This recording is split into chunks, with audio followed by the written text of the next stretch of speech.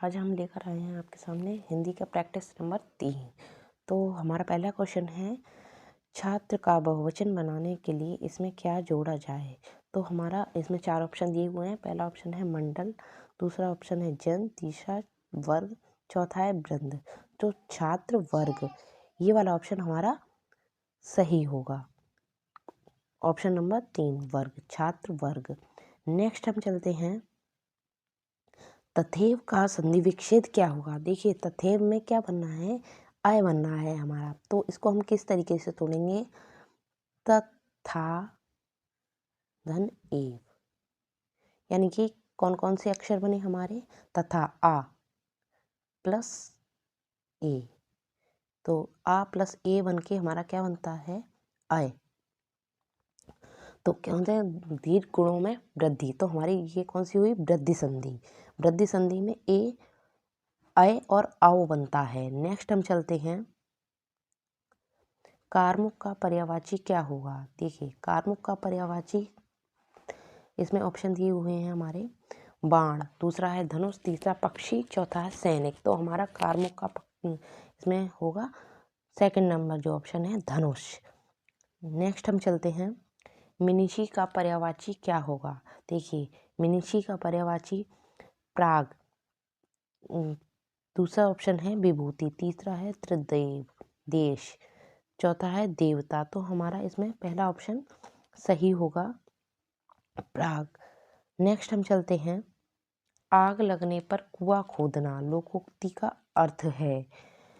तो इसमें हमारा है जल्दी से कार्य करना। देखिए लोकोक्ति में अक्सर क्या होता है कि जो चारों ऑप्शन होते हैं लगभग लगभग एक जैसे ही होते हैं, तो उसमें हमें सोच के लगाना है कि कौन सा सही उत्तर होगा।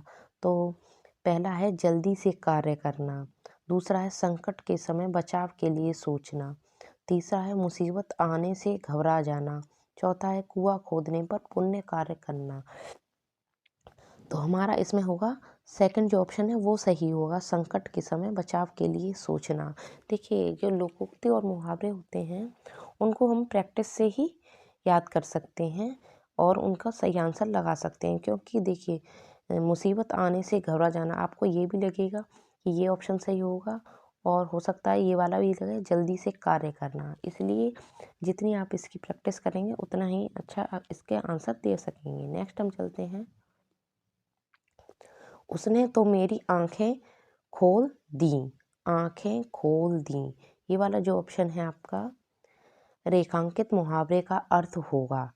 तो देखिए पहला ऑप्शन है भ्रम को दूर करना, दूसरा है किसी बात पर ध्यान ना देना, तीसरा है स्वागत के लिए राह देखना, चौथा है अंधकार दूर करना। तो देखिए आंखें खोल दी, तो इसका होगा हमारा पहला वाला जो ऑप्शन है वो सही होगा, भ्रम को दूर करना।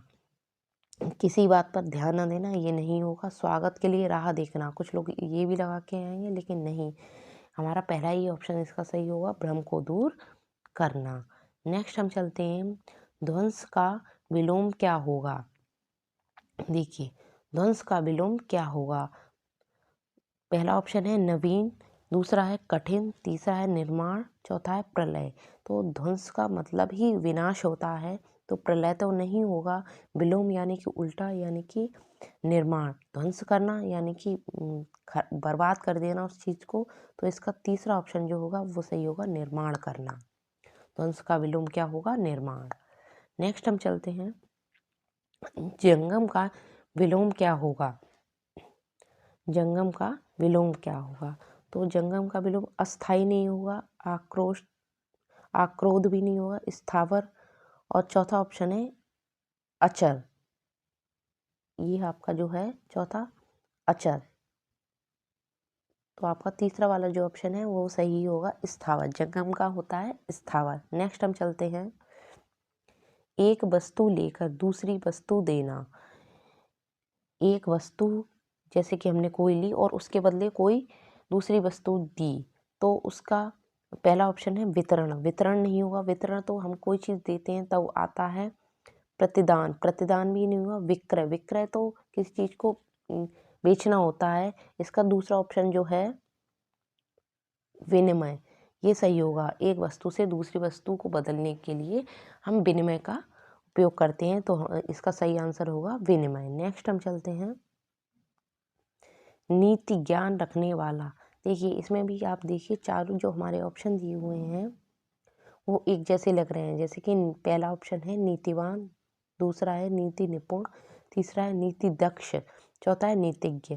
तो नीति ज्ञान रखने या नीति का ज्ञान रखने वाला हमारा क्या होगा, जो चौथा ऑप्शन है हमारा वो सही होगा, नीतिज्ञ।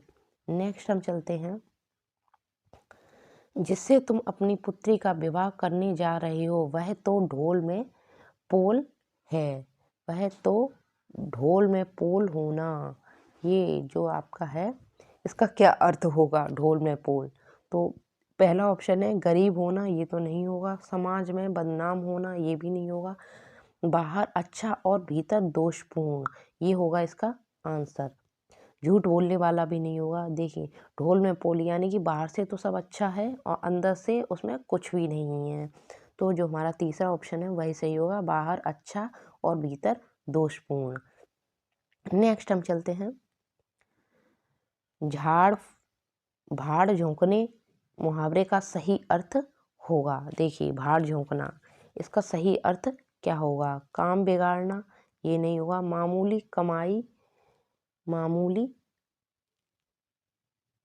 कमाई, इसको काटें, कमाई लिखें, कमाई करना, ये भी नहीं होगा। व्यर्थ समय नष्ट करना, ये इसका आंसर होगा। भाड़ झोंकने का अर्थ होता है व्यर्थ समय नष्ट करना, बहुत मेहनत करना नहीं होगा। तो अगर आपसे पूछा जाए भाड़ झोंकने का मुहावरे का सही अर्थ क्या है, तो आप लगाएंगे व्यर्थ समय नष्ट करना। नेक्स्ट हम चलते हैं, देश विदेश में समास है। देखिए ये हमारे समास के एक या दो क्वेश्चन आपके पेपर में जरूर आएंगे। तो हम देखेंगे कि देश विदेश में समास है, कौन सा समास है। तो इसको हम ये भी लिख सकते हैं देश और विदेश, लेकिन डैश लगाते हैं तो ये विलोम शब्द आते हैं इसमें। कौन से, अव्ययी भाव, अव्ययी भाव नहीं। अव्ययी भाव में क्या होता है कि अव्यय शब्द आते हैं, जैसे कि भरपेट, प्रतिकूल, इसमें देखिए प्रति आ रहा है, यथासंभव आ रहा है। तो ये हमारा अव्ययी भाव समास होते हैं, जिसमें कि प्रति, यथा, ये शब्द लगे होते हैं। अब देखिए हम देखते हैं तत्पुरुष समास। तत्पुरुष समास में क्या होता है कि हमारे जो कारक चिन्ह होते हैं वो आते हैं, जैसे कि गगनचुंबी, जैसे कि गगन चुंबी। देख, तो इसका क्या बनेगा समास हमारा, गगन को चूमने वाला। इसमें कारक चिन्ह जो होते हैं काकी के, रारी रे के, द्वारा, में, पर, ये शब्द आते हैं। लिखे हुए नहीं आएंगे, जब आप इसको तोड़ोगे ना तब आएंगे। जैसे गगन को चूमने वाला, चिड़ी को मारने वाला, चिड़िया को मारने वाला। रेखांकित यानी कि रेखा से अंकित। भयाकुल यानी भय से आकुल। अब हम देखते हैं दिगु। दिगु जो हमारा समास है उसमें क्या होता है, उसमें हमारी संख्याएं आती हैं, जैसे कि दोपहर, जिसमें दो पहर हैं, जैसे कि दो पहर यानी कि दोपहर, इसमें संख्या आएगी। ये तो आप वैसे ही पहचान जाएंगे कि संख्या आ रही है। त्रिलोक, तीन लोकों का समूह। अब हमारा चौथा ऑप्शन है द्वंद्व समास। देखिए द्वंद्व समास में क्या होता है, सबसे पहले तो आप ये देख लीजिए जो बीच में ये चिन्ह लगा हुआ है ये आएगा। और कभी कभी क्या होता है कि नहीं भी आता है, लेकिन इसमें विलोम शब्द आते हैं। तो देश और विदेश, तो हमारा द्वंद्व समास होगा। जैसे कि नर नारी, राजा प्रजा, खरा खोटा, लाभ हानि, ये सब हमारे द्वंद्व समास के उदाहरण हैं। तो देश विदेश में हमारा कौन सा होगा, द्वंद्व समास। नेक्स्ट हम चलते हैं, मीनाक्षी में समास है। देखिए मीनाक्षी, इसमें देखिए अभी अभी मैंने आपको बताया था कि अव्यय भाव नहीं होगा। इसमें क्या होता है, इसमें अव्यय शब्द आते हैं, यथा, प्रति। और जैसे कि द्वंद्व समास भी नहीं होगा, मैंने अभी आपको बताया था कि इसमें विलोम शब्द, मैंने आपको बताया था अव्यय भाव समास भी नहीं होगा। देखिए अव्ययी भाव समास भी नहीं होगा, इसमें यथा और प्रति आते हैं। और जैसे कि द्वंद्व समास भी नहीं होगा, मैंने आपको बताया था, इसमें विलोम शब्द आते हैं और चिन्ह लगा हुआ होता है बीच में डैश का। और द्विगु समास भी नहीं होगा क्योंकि इसमें संख्या आती हैं, जैसे कि दोपहर, त्रिलोक यानी कि 3, दोपहर यानी कि 2 पहरों का समय, और सप्ताह 7 दिनों का समूह। कर्मधारय समास होगा, इसका ऑप्शन हमारा कौन सा सही हो, कर्मधारय समास। इसमें क्या होता है कि इसमें तुलना की जाती है, जैसे कि मीनाक्षी, मीन माने मछली, आक्षी माने आँख, यानी कि जैसे कि मछली के समान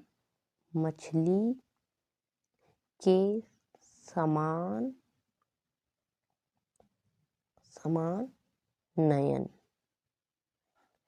तुलना की जा रही है कि हमारे नयन कैसे हैं, मछली के समान। नेक्स्ट हम चलते हैं,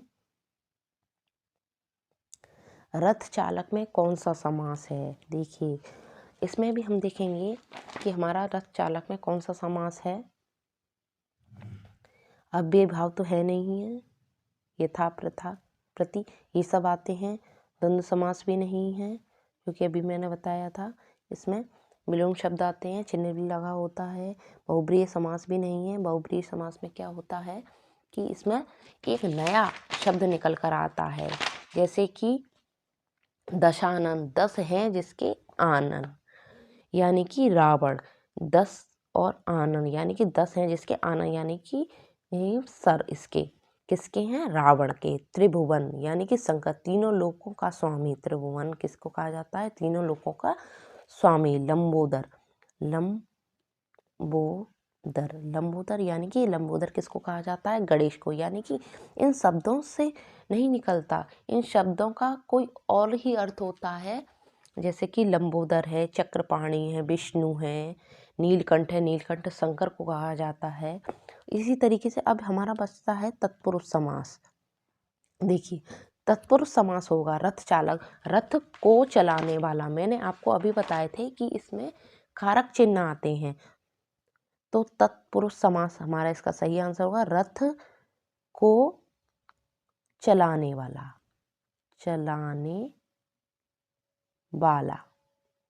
रथ चालक। तो इसमें हमारा कारक चिन्ह आ रहा है को। तो इस प्रकार से मैंने आपको 15 क्वेश्चन कराए हैं, और हमारे इससे पहले 2 वीडियो और अपलोड कर चुकी हूँ मैं प्रैक्टिस सेट के, वो भी आप देखिए। और इसी तरीके से हम प्रैक्टिस कराते रहेंगे और आगे भी वीडियो बनाते रहेंगे। धन्यवाद।